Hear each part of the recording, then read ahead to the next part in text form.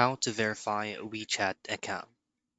Now, this method is just a few steps away, and you should be able to complete this without any issues.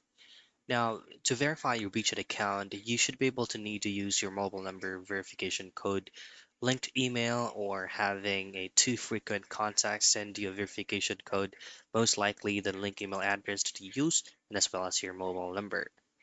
Now, this is very easy, but this is just the very first thing that you want to do for you to verify and register your account.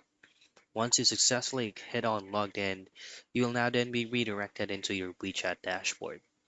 Now, the very first thing you would like to have an upload is to choose your preferred um, physical ID that you want to use.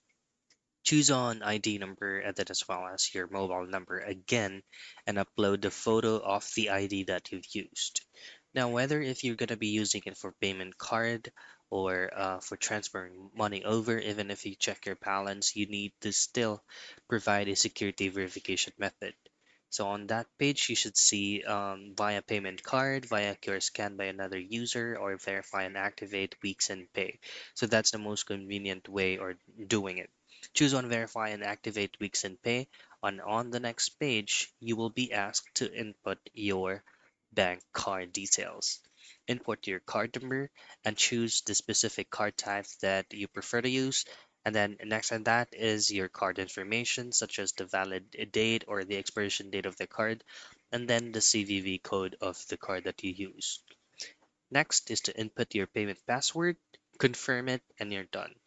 For you to be able to review the whole process that you've done, especially your identity or your physical ID that you uploaded, just head into identity information and you should be able to check it out from there.